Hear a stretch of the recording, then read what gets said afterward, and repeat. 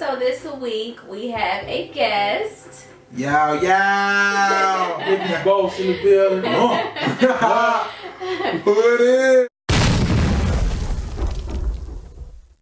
I'm a Sagittarius, man. Birthday just passed. Birthday just passed. I'm still turning up.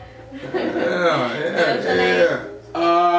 Follow me on IG. Need shout outs, follow us, Snapchat, all that. What's your IG name, bro? Fresh Prince of Chicago. Okay, check. It's my homie Bruce right here. Big Bruce right here. I guess we got it for this episode today. Right, and today we're going to talk about grudges and we might talk about money. So let's start with grudges first. And also bad breakups. Oh yes, and bad breakups. I'm just going to tell us a little bit about your situation. What is your status and that type of thing. Have you ever been in a relationship before? For how long? So what's up? Do you come from a relationship background, bro, first and foremost? Yeah, I just got out of a recent long relationship, about 6-7 years. That's a long time. Was 2 that kids involved, so it's a little rough. Okay, that's good. Was that the longest relationship you ever had? Yeah, definitely long. So, I mean, first and foremost, when it comes to bad breakups, what's your opinion on what is a bad breakup? Yeah. You get acted like when you don't see that person giving they all, when you give me all. It's like, get thrown off track. Like, I feel like I'm giving too much and she not. So it's like, it's building up. Everything building up, one at a time. Then it just get ugly sometimes where you try to work it out for the best, for the kids, however it go. Too much. I don't want to have no bad break. I've been through that, Facebook, and all that, but like, I kind of grew out of that stuff. Like, I try to make it mostly her way.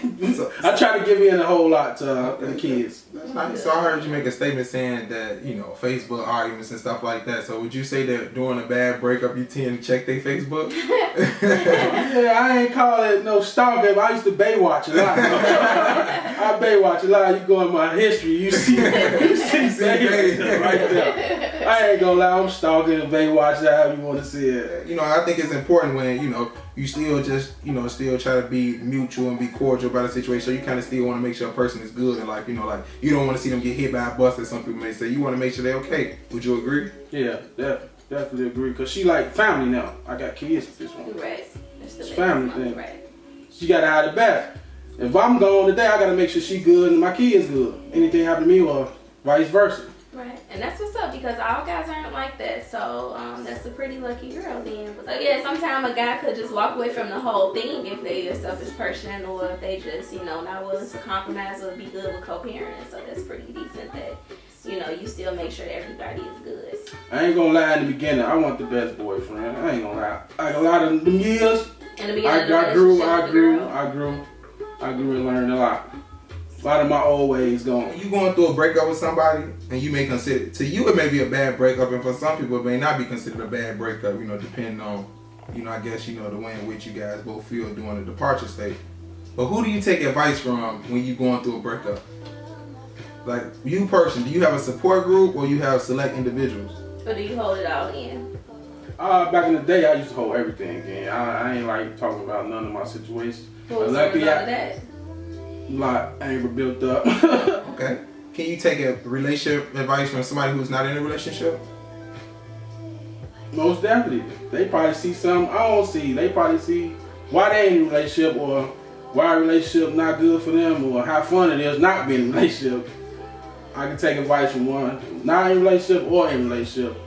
You never know what you can learn from someone.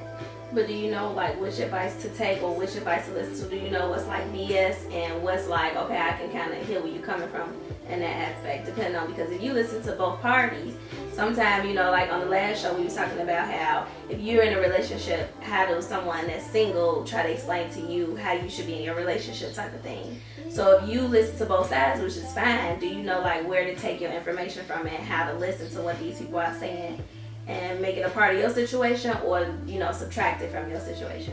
Yeah, you gotta definitely learn how to not take, what to take in. You know if you love this woman, you want to be with them, and this person telling you not to do this, not to do that. Right. I ain't trying to do that. You see how Kanye and Kim is? She all on take Ray J.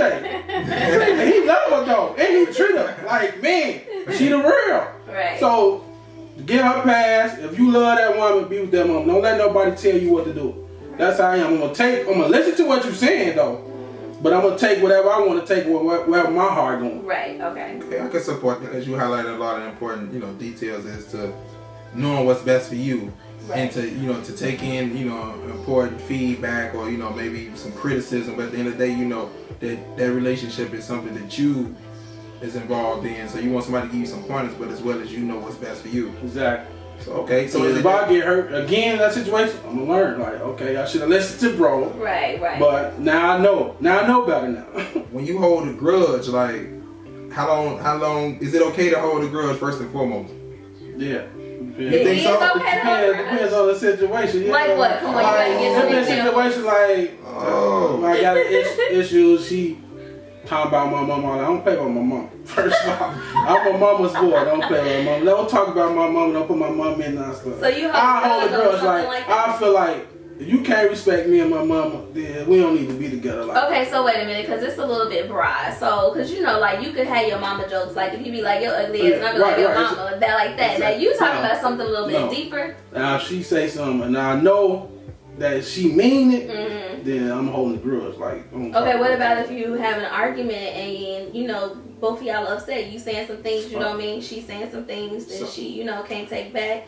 Then what about that holding a grudge towards something when you guys are arguing? Yeah, that's different. It's like you'll be mad that night or whatever. Wake up, right?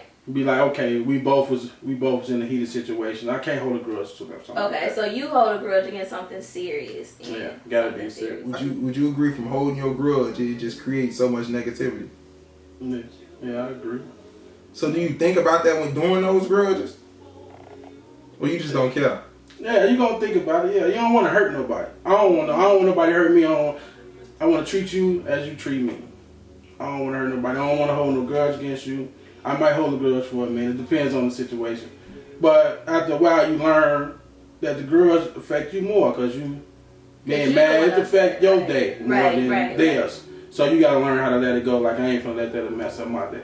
So then that's what communication comes in, right? Because exactly. then if you just have a discussion with the person and try to get over your grudge as well, then how was communication in your past relationship?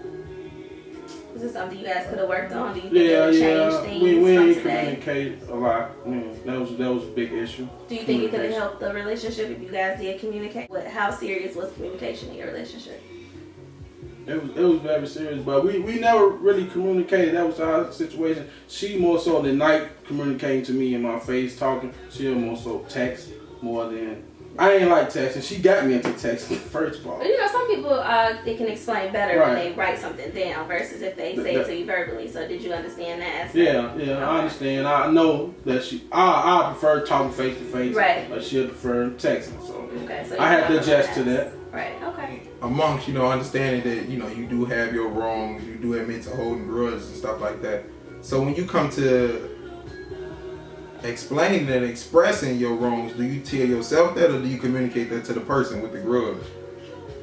First, I talk to myself. Yeah, you call me crazy. I say I was in the wrong. Then I express myself to my significant other. Let her know I was wrong. And I hope she let herself know she was wrong. Right. And maybe we can get past that, maybe we can't. So you okay with ending it like, okay, we can't get past it, we just can't, and moving forward? Yeah, in this situation, I think we got agreement. Like, it's just after it was taken so far, or just in general?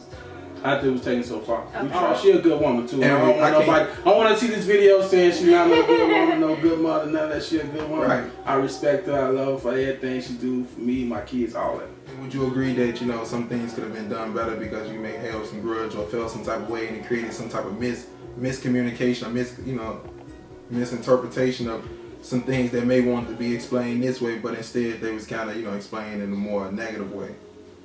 Yeah, I played a role in that because I had the grudge. So, with a grudge or in any relationship, you should first acknowledge the problem, right? Then share your feelings. So discuss the problem.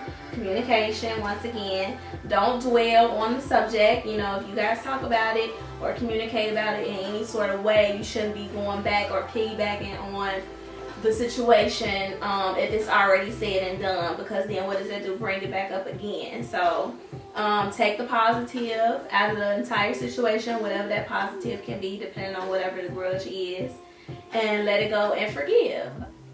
Communicating, big part.